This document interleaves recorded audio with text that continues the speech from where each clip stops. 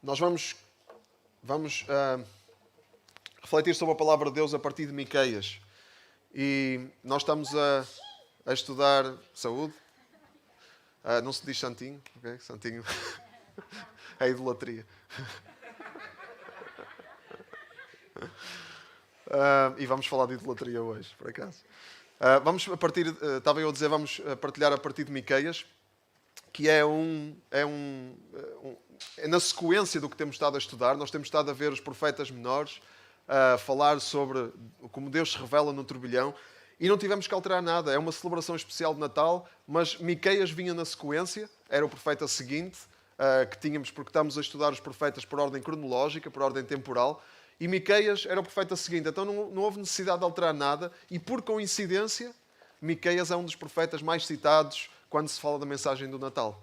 Não é? Coincidências. Então nós vamos andar aqui em Miqueias, vamos arrumar o profeta numa assentada, ok? Salvo seja. Vamos estudar o livro de Miqueias e refletir e ficar a perceber melhor a mensagem do Natal e como estava profetizado também 700 anos antes de Cristo vir ao mundo. O último profeta, lembram-se do último profeta que vimos? Quem é que se lembra? Teste aqui. Eu sei que há alguns dias que só o nosso estômago é que funciona, mas vamos pôr o cérebro a funcionar também agora. Joel, muito bem, muito bem. Isso é que é atenção, não é? Joel, foi o profeta Joel, e Joel era um profeta que nós falamos, era um profeta que não sabíamos nada sobre ele, não sabíamos onde profetizou, sabíamos que ele era filho de Petuel. Também não sabemos nada sobre Petuel, não é? Mas também não sabíamos onde é que ele profetizou, quando profetizou, não há alguma ideia, mas não há certezas. Porque o Joel era um profeta de panorama, era um profeta do panorama do plano, do eterno plano de Deus para toda a humanidade. Miqueias é o contrário. Miqueias é um profeta de pormenor, e de pormenor histórico e do contexto. E isso é visível logo no primeiro versículo. Se já têm aberto um livro de Miqueias, já têm todos aberto? Todos abriram? Miqueias é o 6º profeta menor. Logo no primeiro versículo ele diz: mensagem que o Senhor transmitiu a Miqueias de Morsete durante os reinados que Jotão, Acás e Ezequias, reis de Judá, numa visão profética que diz respeito a Samaria e Jerusalém. Então só neste versículo nós temos um montão de pormenores que nos dizem o contexto, que nos dizem quem era Miqueias, quando é que ele profetizou. Ele era natural de Morsete e ele profetizou durante o reinado de 3 reis, ok? 3 reis, e nós a partir daí sabemos mais ou menos a altura em que ele profetizou. Foi entre o ano de 740 e 700 antes de Cristo. E profetizou onde? Porque eram reis de que reino? De Judá. Eram reis de Judá. O reino de Judá era no sul, como se lembra, o reino estava dividido, e o reino de Israel era no norte. Quais eram as capitais? A capital do sul era Jerusalém e a capital do norte era Samaria. Então, Miqueias profetizou em Judá, ele era um homem do sul, né? Profetizou em Judá, mas profetizou tanto para o sul como para o norte. Profetizou também para Samaria. Então temos aqui estes pormenores todos, e a mensagem de Miqueias. Miqueias fala de 2 coisas. Podemos dividir o livro em 2 grandes partes. Uma, o que está mal, tudo o que estava mal em Israel e Judá, e queria trazer destruição, queria trazer o castigo de Deus. E acho que já percebemos ao cabo de vários domingos, muitos domingos, esta é a 15ª mensagem sobre os profetas menores, já percebemos quais são os efeitos do pecado, certo? Já percebemos que o pecado traz morte.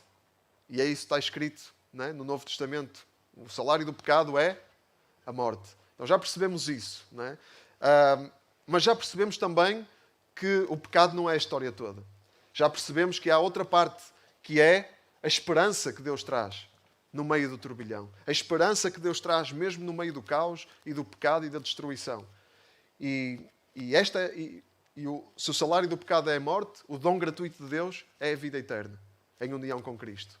Amém? Então nós temos estas 2 partes fundamentais que temos de perceber. E são 2 partes fundamentais também na mensagem do Natal. Porquê? Porque o Natal, nós líamos que nasceu Cristo o Salvador. O Salvador. Veio salvação em forma de Cristo. E nós precisamos de ser salvos de quê? Nós só precisamos de um Salvador. Não precisamos de um Salvador porque estamos bem. Porque se estivéssemos bem, ninguém precisa de ser salvo se está bem. Nós precisamos de salvação porquê? Porque estamos mal. Porque o mundo está mal. O mundo precisa de salvação porque está mal. Muito mal. Extremamente mal.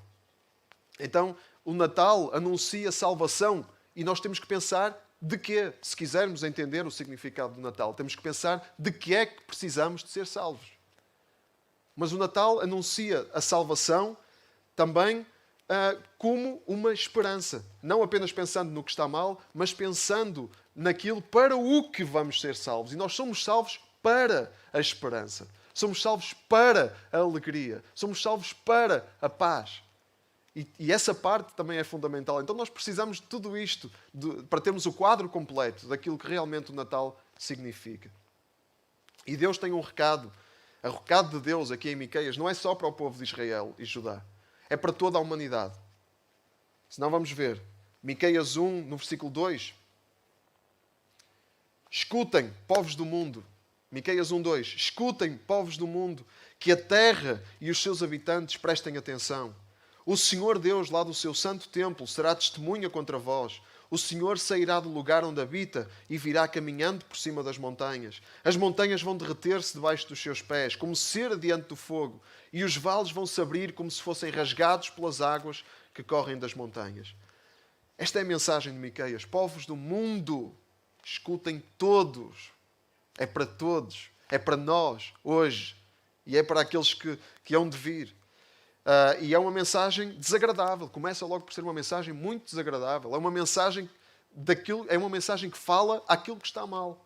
É uma mensagem que fala e que anuncia a justiça de Deus relativamente àquilo que está mal. Porque Deus é um Deus justo que não pactua com o mal. Não pactua. Ele é paciente durante algum tempo, mas ele não pactua com o mal.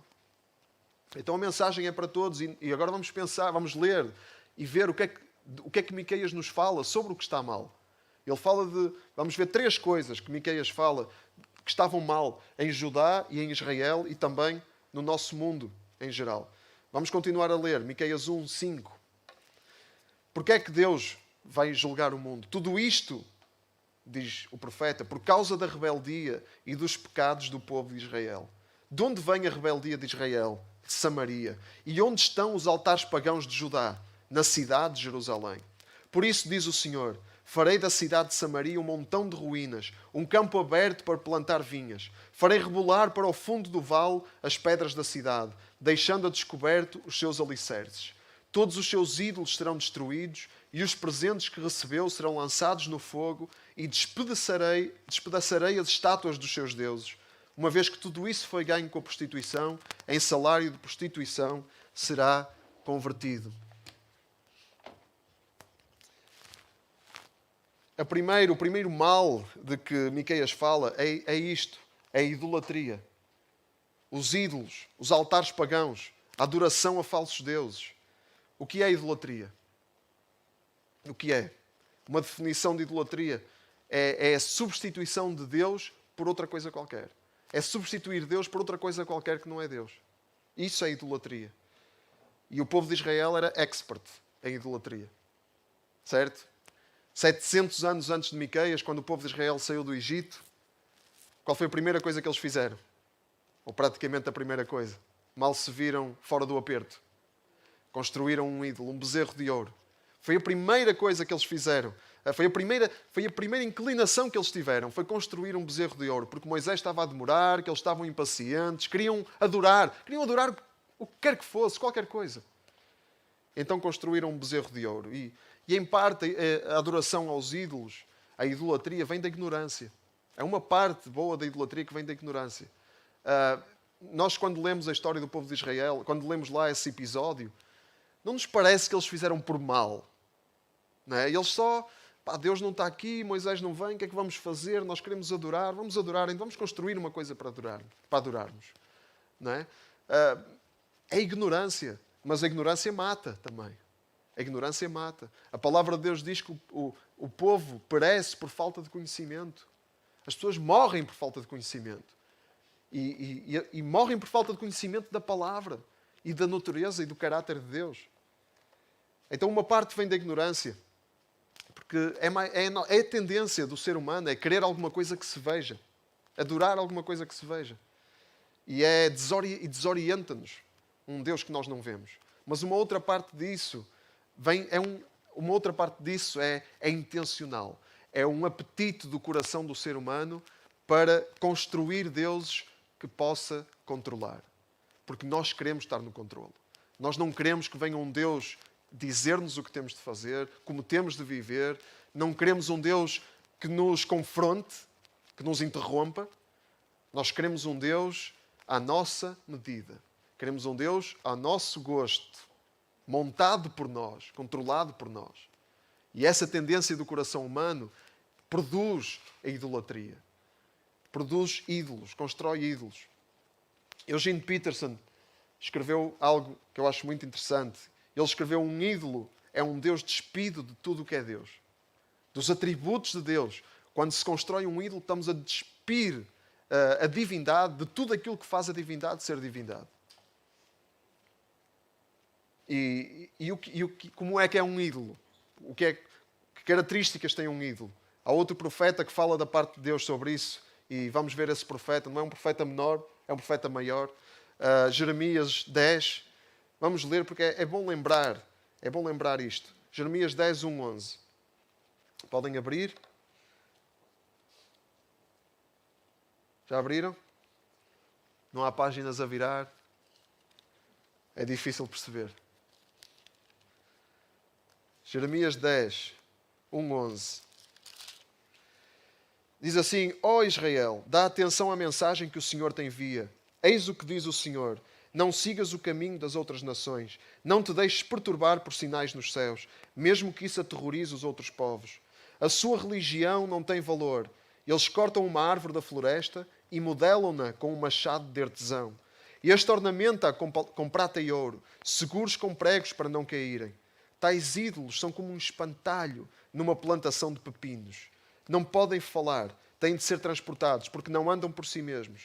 Não tenhas medo deles, não fazem mal, nem têm poder para fazer bem. Ó Senhor, ninguém te pode igualar.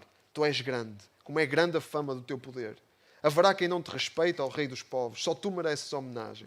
Sim, ninguém te pode igualar entre todos os sábios do mundo, entre todos os reis das nações. São todos estúpidos e loucos, que podem eles aprender de ídolos de madeira.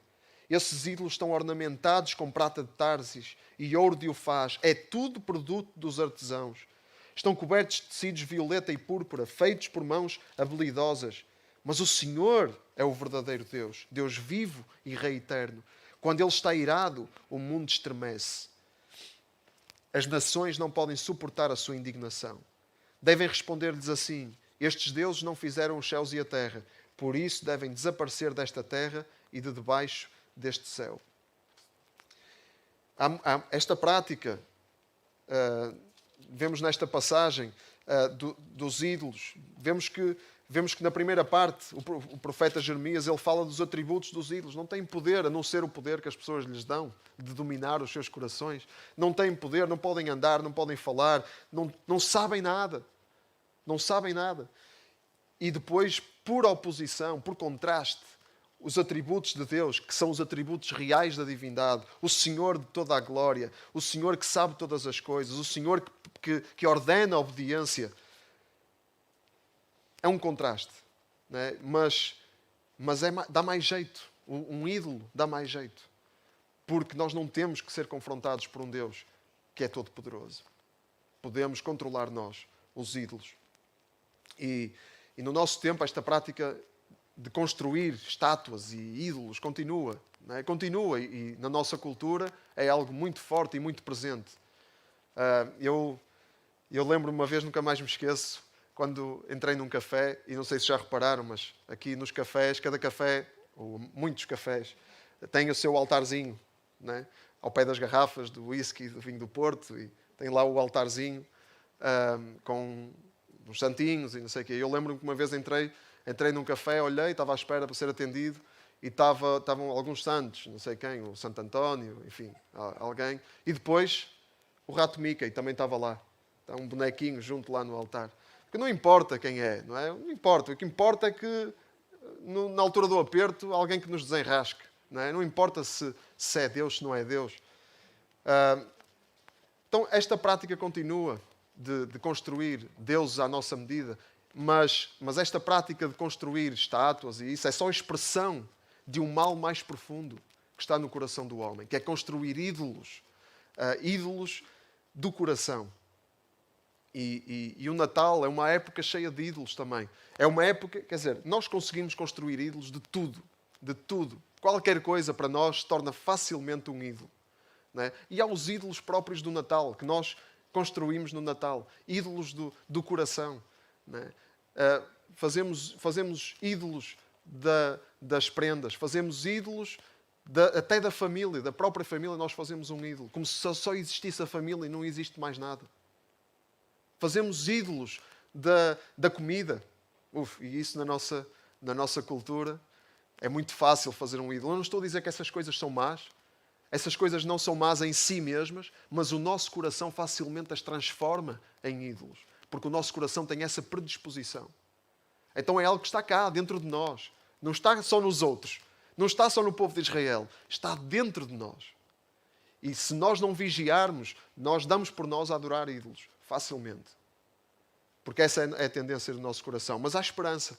Há esperança. Porque Deus diz em Miqueias, no versículo 7, Ele diz que despedaçará as estátuas dos seus deuses. Os ídolos serão destruídos. Todos os ídolos, diz Miqueias, todos os ídolos serão destruídos. E em Jeremias, o profeta diz ao povo para responder aos outros povos que adoravam ídolos, ele diz assim, responde-lhes assim, estes deuses não fizeram os céus e a terra, por isso devem desaparecer desta terra e de debaixo deste céu. Então, nós ansiamos pelo dia, amém, em que todos os ídolos serão destruídos. E o Natal é um anúncio disso. É um anúncio da liberdade dos ídolos do nosso coração e de todos os ídolos que nós construímos à nossa volta. Segunda coisa que está mal em Israel, que estava mal em Israel e que está mal hoje. A maldade dos poderosos que oprimem os mais fracos. Capítulo 2 de Miqueias. Miqueias 2, versículo 1 a 3. Diz assim, ai daqueles que mesmo de noite deitados só planeiam o mal que vão fazer. E assim que rompe o dia, executam os seus planos maléficos, porque têm o poder nas suas mãos. Cobiçam terras e aproximam-se delas. Cobiçam casas e tomam-nas à força. Oprimem os homens e as suas famílias e tomam-lhes as suas propriedades. Por isso, diz o Senhor, também eu vou planear uma desgraça contra esta gente. Nenhum deles conseguirá escapar. Deixarão de andar por aí orgulhosos, porque vai chegar o tempo da vossa desgraça. Um político britânico do século XIX, Lord Acton, disse isto. O poder corrompe. O poder absoluto corrompe absolutamente. O poder corrompe. Não são só os poderosos que se corrompem, mas o poder e a corrupção têm uma relação especial. Isso tem. O poder e a corrupção têm uma relação especial. O poder e a maldade têm uma relação especial. Porquê? Não é porque todas as pessoas não tenham essa disposição, porque têm, mas quando se tem poder há mais espaço, há mais possibilidade. O dinheiro e o poder abrem muitas portas. Muitas portas. Podemos dar largas à corrupção e à maldade de uma forma que quem não tem dinheiro não tem tanta oportunidade. Que se tivesse, era também. Eu costumo dar o exemplo dos regimes, africanos, alguns regimes africanos que eram colonizados por potências europeias e eram oprimidos e sofriam nas mãos das potências europeias. Mas quando tiveram a independência, o que é que fizeram? Transformaram-se em ditaduras. Transformaram-se em opressores. Porque o poder corrompe. O povo diz uma coisa interessante. Quem não tem dinheiro, não tem vícios. Pelo menos o povo aqui em Portugal diz isso. Quem não tem dinheiro, não tem vícios. Porquê? Porque Porque o dinheiro, porque para ter vícios, não todos os vícios, mas muitos vícios, ou a maior parte deles, é preciso dinheiro para os sustentar. Não é? Então quem não tem dinheiro não tem tantos vícios. O povo, quem é pobre, tem menos espaço para se corromper. Não é? E um exemplo fácil e óbvio para nós, e muito familiar para nós, é quando um pobre rouba, o que é que acontece ao pobre? Muito provavelmente, com uma grande percentagem de certeza, vai ser julgado e vai preso. Um pobre não vai recorrer para instâncias superiores, não vai recorrer para o Supremo Tribunal. Um pobre não vai trocar de juiz, não vai haver trocas de juízes para o pobre. Um pobre não vai ficar em prisão domiciliária. Não é? E muito menos um pobre vai para a África do Sul para um hotel muito caro. Não é? Mas quem tem dinheiro tem muito mais possibilidade. Não é? Tem muito mais possibilidades. E aqui em Miqueias fala-se dos poderosos, opressores de Judá e Israel, que se apropriavam do pouco que os fracos tinham, os pobres tinham. E qual é a raiz disso? Qual é a raiz? Porquê é que o poder corrompe tão facilmente? Porque há algo no coração humano que procura isso. É a cobiça. Não é? E aqui em Miqueias, ele fala, no versículo 2 do capítulo 2, cobiçam terras e apoderam-se delas. Cobiçam casas e tomam-nas à força. Onde é que começa tudo? É na cobiça por mais e mais.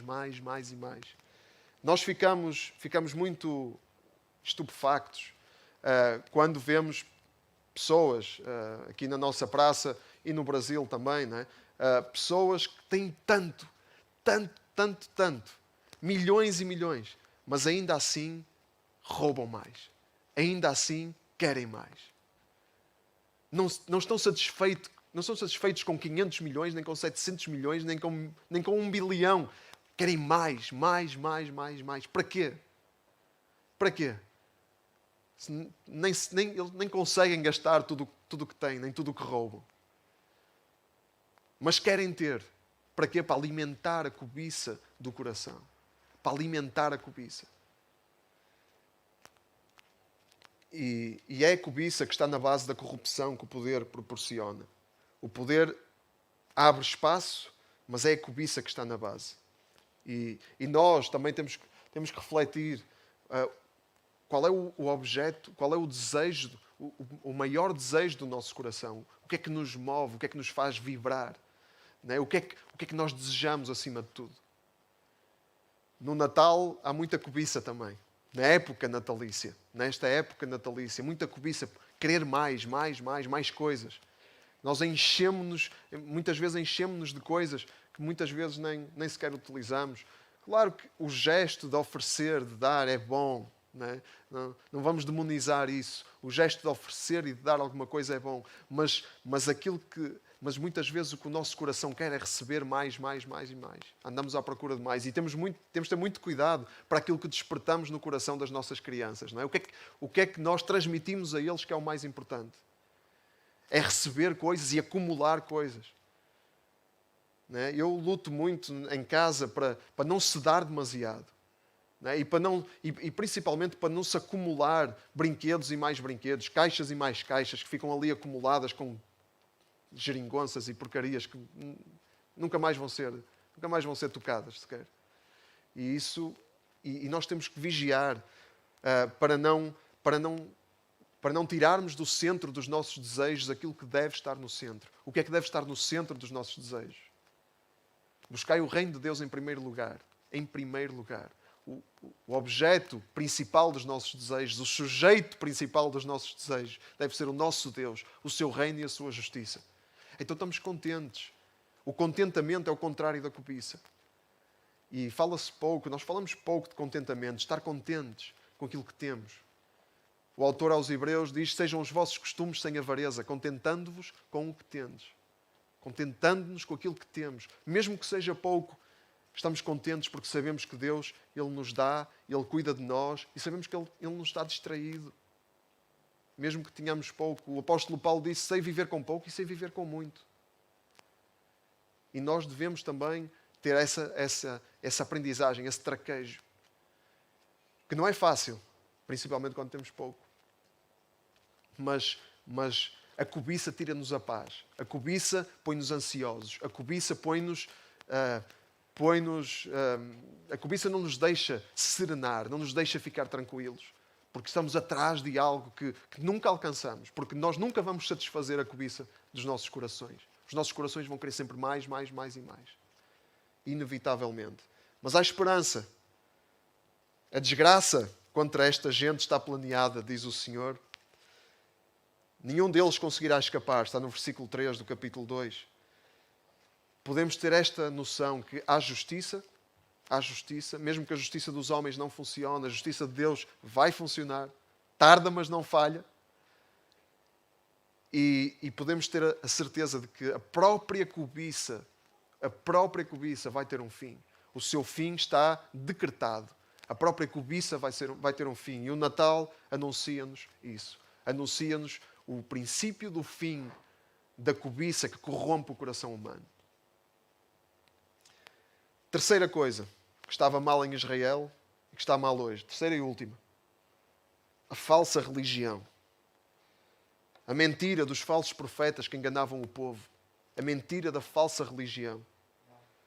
Vamos a Miqueias 3, virar a página, fazer um scroll. Miqueias 3:5 diz: o meu povo é enganado pelos profetas, que prometem paz aos que lhes pagam, mas ameaçam com a guerra os que não lhes dão nada. Por isso a esses profetas o Senhor declara que não voltarão a ter visões proféticas de noite, nem a predizer o futuro na escuridão. O sol vai pôr-se para esses profetas e o dia transforma-se para eles em escuridão. Esses videntes e adivinhos serão cobertos de ridículo. Todos eles ficarão calados e envergonhados, porque Deus não vai dar resposta às suas profecias. Quanto a mim, o Espírito do Senhor encheu-me de força, justiça e coragem para anunciar a Israel a sua rebeldia e o seu pecado. Este é mais um exemplo de poder que corrompe. Mas neste caso o poder não é político. É um poder religioso. O poder da falsa religião, que corrompe também. Pessoas que ficam inebriadas pelo poder religioso, pelo estatuto religioso. E que usam o estatuto religioso para lucrar. Profetas que não se preocupam com a vida espiritual das pessoas. Que não têm como prioridade a verdade. Que não vivem para a glória de Deus, mas vivem para a glória de si mesmos. A sua prioridade é o seu lucro, é o que podem obter. O discurso deles, como vemos aqui em Miqueias, é: se fizeres o que eu quero, a vida vai-te correr bem. Se não fizeres o que eu quero, a vida vai-te correr mal. Como isto contrasta com o discurso dos verdadeiros profetas. O discurso dos verdadeiros profetas não é para fazerem o que eu quero. É assim diz o Senhor. Eu transmito a verdade da palavra. É isso que um verdadeiro profeta faz. Um verdadeiro profeta transmite a verdade da palavra. Não transmite os seus desejos, nem as suas ideias, nem os seus raciocínios. Transmite a verdade da palavra. E claro que os verdadeiros profetas têm uma vontade. A vontade dos verdadeiros profetas é que se faça a vontade de Deus. Então, às vezes, a vontade do profeta e a vontade de Deus são a mesma. Mas muito cuidado, porque podem não ser. Podem não ser. E todos os profetas precisam de ser julgados. Se são genuínos ou não. Nós não aceitamos qualquer coisa. O povo de Deus não aceita qualquer coisa. O povo de Deus avalia. Avalia. Se um profeta procura o seu lucro ou procura a verdade. Ou se o profeta se preocupa com a vida espiritual das pessoas a quem profetiza, ou se está preocupado em ter uma vida boa e confortável e que as pessoas o sirvam. Se o profeta está preocupado em ter uma igreja muito cheia e construir um império religioso, ou se o profeta está preocupado em cuidar das pessoas que já cá estão. E a partir daí nós discernimos se o profeta é falso ou verdadeiro. Mais uma vez, como todas as outras coisas que já vimos, a falsa religião não era só no tempo de Miqueias. É em todo o tempo. E Paulo, 700 anos depois, denuncia os falsos profetas do seu tempo. Podemos abrir em 1 Timóteo. 1 Timóteo capítulo 6. Podemos abrir? 1 Timóteo 6. Diz assim, já todos abriram, vamos esperar mais um bocadinho. Se alguém ensinar coisas diferentes e não seguir a doutrina certa, que é do nosso Senhor Jesus Cristo, segundo os ensinamentos da nossa religião, esse é um orgulhoso e não compreende nada. É uma pessoa doentia que só levanta problemas e discussões. É daí que nascem as invejas, as intrigas, as injúrias, as suspeitas maldosas e as discussões inúteis de gente de entendimento corrompido e que anda longe da verdade. Eles pensam que a religião é um negócio. De facto, a religião até pode ser uma forma de enriquecimento se for praticada sem motivos interesseiros. Quando viemos ao mundo, não trazíamos nada. E quando fomos embora, também nada podemos levar. Se tivermos alguma coisa que comer e com que nos vestir, é quanto basta. Porém, os que desejam enriquecer caem na tentação e na armadilha e são vítimas de muitos desejos insensatos e prejudiciais, fazendo com que se afundem na ruína e na perdição. A raiz de todos os males é a ganância do dinheiro. Levados por ela, muitos perderam a fé e meteram-se em grandes aflições. E vemos que no tempo de Paulo era assim também. Eu gosto muito do versículo 6, que a religião pode ser até uma forma de enriquecimento. Estou à espera, não estou a brincar. Mas é interessante isto. Mas se for praticada sem motivos interesseiros. Agora, devemos estar contentes. É o que diz aqui no versículo 8. Se tivermos alguma coisa que comer e com que nos vestir, é quanto basta. Mas os que desejam enriquecer caem na tentação e na armadilha. E são vítimas de muitos desejos insensatos e prejudiciais. É o desejo por enriquecer e por ter poder que muitas vezes acomete os corações, principalmente dos líderes religiosos. Né? Que é para esses que Paulo está a escrever. É desses que Paulo está a falar, escrevendo para Timóteo. Nós precisamos de quê? Da doutrina certa. E a doutrina certa é só uma. É a doutrina do nosso Senhor Jesus Cristo. Nós precisamos da doutrina.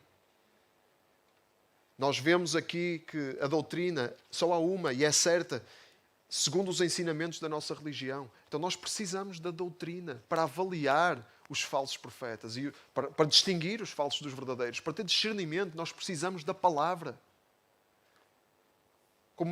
Sabem como é que como é que Jesus sustenta o universo?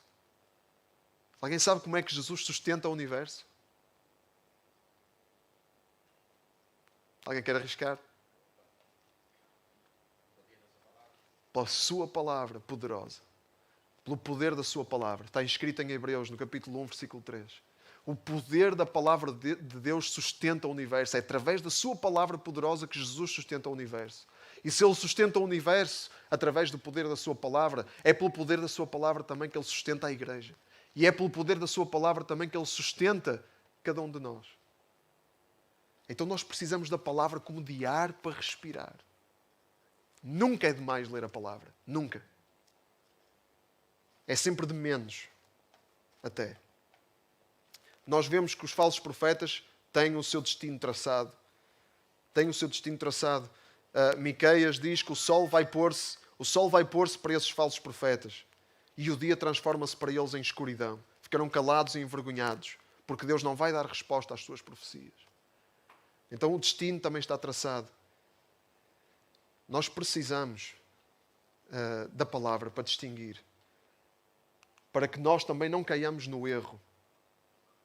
Não caiamos no erro da religião falsa. Porque, mais uma vez, é uma tendência do coração humano e estamos todos sujeitos a isso. E quem está de pé, cuidado para não cair. Nós só podemos perceber se nos estão a ensinar bem ou mal se lermos a palavra de Deus e a interpretarmos com os princípios corretos. Não basta ler, é preciso interpretar bem. E como é que nós interpretamos bem? Com princípios de interpretação. Alguém sabe algum desses princípios? Um exemplo de um desses princípios? Um muito fácil e muito óbvio. O contexto. O contexto é um princípio de interpretação fundamental para a palavra. Porque senão nós podemos pôr a palavra a dizer aquilo que nós quisermos.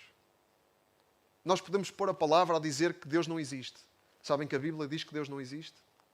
A Bíblia diz que Deus não existe. Mas antes disso, diz o insensato no seu coração: Deus não existe. Contexto. Nós podemos pôr a palavra a dizer o que nós quisermos, se isolarmos os versículos do contexto. Por isso é que nós lemos a palavra e temos que ir ao contexto. Por isso é que eu leio estas passagens todas, que é para percebermos o contexto. E o princípio maior de interpretação, o princípio mais importante de interpretação, que é o contexto da palavra, é qual? É Cristo. Tudo o que nós lemos tem que ser visto com os olhos, tem que ser visto com o filtro de Cristo, com o crivo de Cristo. Tudo o que nós lemos. Mas adiante, estão à parte. Precisamos disto. Demos 3 exemplos de coisas que estão mal no mundo, que estavam mal em Israel, e 3 exemplos de coisas cujo fim está anunciado. A idolatria tem o fim anunciado, a cobiça e o poder têm o fim anunciado, e o poder corrompido tem o fim anunciado, e a falsa religião também tem o fim anunciado. E agora, já sabemos do que é que... Estes são só alguns exemplos, havia muitos mais. Né? Coisas das quais nós precisamos de ser salvos. Mas esta não é a história toda, como dizíamos. Há esperança, e esta é a esperança que Deus nos traz. A esperança de que Deus, Ele promete o fim destas coisas. Ele suscitou um Salvador para responder à nossa necessidade desesperada por salvação. E essa é a nossa esperança. Essa é a esperança do Natal. E dias virão em que Deus irá atrair todos a si mesmo, e trazer a paz sobre o mundo. Vamos a Miqueias 4. Miqueias 4.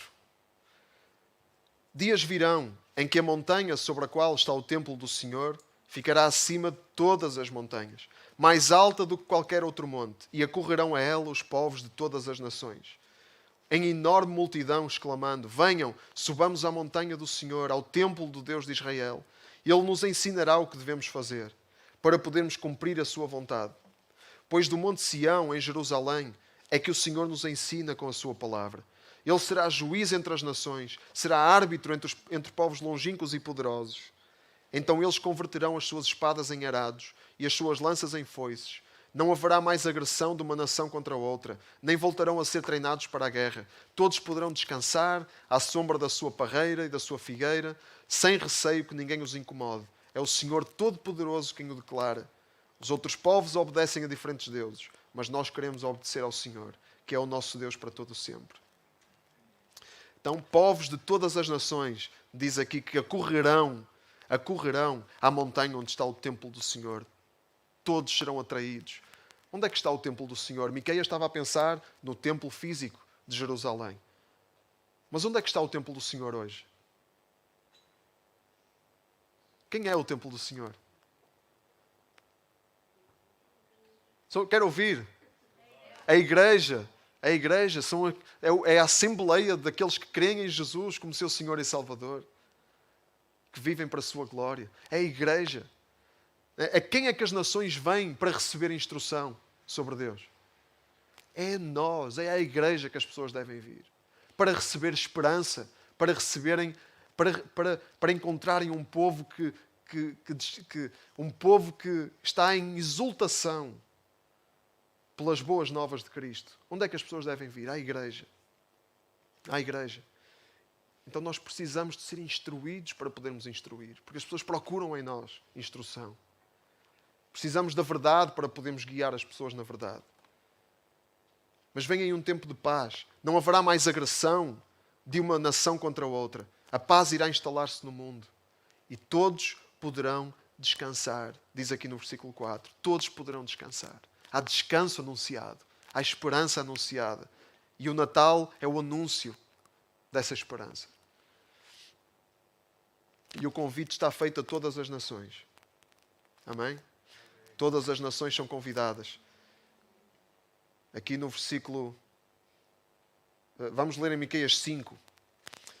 Esse convite veio de um dos sítios mais inesperados, de um dos sítios mais improváveis. Veio de uma pequenina aldeia de Judá, do reino de Judá. e vem na forma do guia de Israel. Um guia que vai guiar todas as nações. Miqueias 5. Miqueias 5 diz assim: quanto a ti, Belém, no clã de Efrata, embora sejas tão pequeno entre as terras de Judá, de ti farei sair aquele que vai ser o guia de Israel. E ele descende de uma família cuja origem vem dos tempos mais antigos. Por isso o Senhor abandonará o seu povo, mas só até que dê à luz a mulher que espera um filho. Os que tiverem sobrevivido ao exílio hão de juntar-se então aos outros israelitas. Quando esse guia vier, conduzirá o seu povo com firmeza, graças ao seu poder e à presença gloriosa do Senhor seu Deus. O seu povo viverá em segurança, porque a grandeza do Senhor será reconhecida até os confins da terra. E assim vai reinar a paz. Amém? E esta é das profecias mais citadas sobre o nascimento de Cristo. Vindo de Belém, de uma pequena aldeia de Judá. Cristo nasceu em Belém, descendente de uma família, como diz aqui, que vem dos tempos mais antigos. Que família é essa? A família que vem dos tempos mais antigos, dos tempos da primeira família, do tempo de Adão. E através da história, através dos tempos, por muitas famílias, todas parte dessa família, a família de Abraão, a família de Jacó, e Jesus vem dessas famílias. E Jesus vem dessas famílias anunciadas desde os tempos mais antigos. E ele foi dado à luz por uma mulher.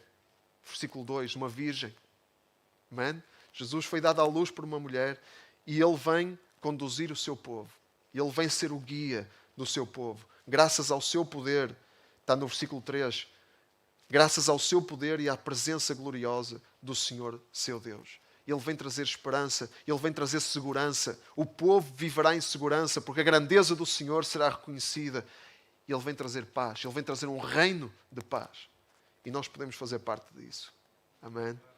Aleluia, podemos fazer parte disso. Todos serão atraídos por este guia das nações. Esta é a esperança do Natal. Cristo veio ao mundo para nascer, viver, morrer, ressuscitar, subir aos céus, enviar o seu Espírito Santo. Ele veio ao mundo para atrair todos a si mesmos. E está em João 12. Quando Jesus disse isto: quando eu for levantado da terra, e de atrair todos a mim. Por estas palavras, Jesus queria indicar o género de morte que o esperava. Quando Jesus foi levantado na cruz, foi o início do fim do pecado, do diabo. Foi o início do fim de todos os inimigos de Deus. E nós fazemos parte desse plano. Todos são atraídos. Alguns são atraídos para a destruição, porque nem todos recebem. Mas alguns são atraídos para a salvação. São aqueles que recebem humildemente o presente, o maior presente da história, o presente que Deus oferece a cada um, a cada ser humano. Então, como é que nós agora vivemos nesta esperança? Como é que devemos viver? Com uma boa vida religiosa, cumprindo tradições. É isso que Deus deseja para nós? Não, é muito mais do que isso. Jesus, Ele deseja muito mais do que uma vida religiosa. Ele deseja que nós possamos responder a esta esperança. Não apenas ficar descansadinhos, a pensar na esperança e na glória que está reservada para nós. Não, Ele deseja que a gente viva aqui, de uma certa forma. Não com ofertas religiosas. Miqueias 6. Estamos quase a terminar. Miqueias 6, versículo 6. Diz assim: que ofertas levarei ao Senhor, Deus do céu, quando for adorá-lo? Levarei bezerros de 1 ano para lhes oferecerem holocausto? Gostará o Senhor que eu lhe ofereça milhares de carneiros ou de rios de azeite? Devo oferecer-lhe o meu filho mais velho para poder expiar os meus crimes e pecados? Homem, o Senhor já te revelou que estava bem. O que Ele exige de ti é que pratiques a justiça, que sejas fiel e leal e que obedeças humildemente a Deus. Amém? É isso que Deus quer de nós. Deus, Ele aceita ofertas. Ele aceita ofertas. E isso está muito claro na sua palavra. Ele aceita ofertas, mas Ele deseja ofertas num contexto de adoração verdadeira. num contexto de fidelidade, num contexto de justiça, num contexto de lealdade. Porque senão Ele não aceita ofertas. Senão Ele não quer saber das nossas tradições religiosas, para nada. Não vale a pena nós cumprirmos uma tradição, termos uma festa de Natal, termos uma refeição em família, se estamos aliados da vontade de Deus para nós. Estamos aliados da forma como Deus quer que nós estejamos presentes neste mundo. O Natal não é para nós nos fecharmos numa bolha. O Natal é para nós abrirmos os olhos para quem está à nossa volta. Vivemos em justiça, em fidelidade a Deus e à sua palavra e à sua vontade. E muitas vezes o Natal para nós é uma tradição religiosa e familiar em que nós nos fechamos numa bolha, ficamos aliados durante um tempo, aliamos-nos de tudo o que está mal à nossa volta. Mas não é suposto isso. Não é suposto. É suposto que nós pratiquemos a justiça, a misericórdia. Há pessoas sozinhas à nossa volta. Que nós somos chamados para incluir, para integrar. Há pessoas fragilizadas à nossa volta. Que nós somos chamados para praticar misericórdia para com elas. É isso que Deus quer de nós. Não é ofertas religiosas, primeiramente. Então, enquanto celebramos a vinda do Salvador, enquanto celebramos estas novas de grande alegria, e é para celebrar, não é só para pensar no mal, é para celebrar na esperança. Mas enquanto fazemos isso, vamos fazer o que Deus exige de nós, o que Deus nos ordena que façamos. Não é uma opção, é um mandamento. Vamos viver da forma que Deus deseja que nós vivamos, em fidelidade, justiça e lealdade. Amém? Amém. Vamos ficar de pé. E eu queria convidar-nos a fazer uma oração. Todos. Queria convidar-nos a orar do versículo 18, o texto do versículo 18 a 20 do capítulo 7 de Miqueias, do último capítulo. Não precisam de ler, eu vou falar, vou orar o que está aqui no texto e depois podem repetir comigo, à medida que eu for falando, ok? Podem fechar os olhos, quem quiser, obviamente, e eu vou ler, assim, temos todos a mesma tradução e vamos orar a Deus. Ó Deus, não há outro Deus como Tu, que esqueces e perdoas a rebeldia e os pecados do que ainda resta do Teu povo. Tu não mantens a Tua ira para sempre e nos mostras com agrado o Teu amor. Mais uma vez, tem compaixão de nós. Esquece os nossos crimes e lança os nossos pecados no fundo do mar. Manifesta o Teu amor e a Tua fidelidade para com os descendentes de Abraão e de Jacó, como prometeste aos nossos antepassados desde os tempos mais antigos. Amém. Eu vou orar. Obrigado, Deus. Obrigado, Senhor, por esta mensagem, por renovares o nosso entendimento desta mensagem crucial para nós, completamente essencial e que também é transformadora para a nossa vida, Senhor. Obrigado pelo Natal, obrigado por teres vindo ao mundo para nos libertares, para nos salvares de tudo aquilo que está mal e tudo aquilo que é caótico e destrutivo, tudo aquilo que mata neste mundo. Senhor, obrigado pela salvação que temos em Ti, esse inestimável presente, Senhor, que nós nunca vamos conseguir pagar e que não é necessário pagar porque Tu nos ofereces gratuitamente. Senhor, obrigado porque Tu tiveste compaixão de nós. Fizeste-te homem para vires ter connosco os Teus inimigos, Senhor.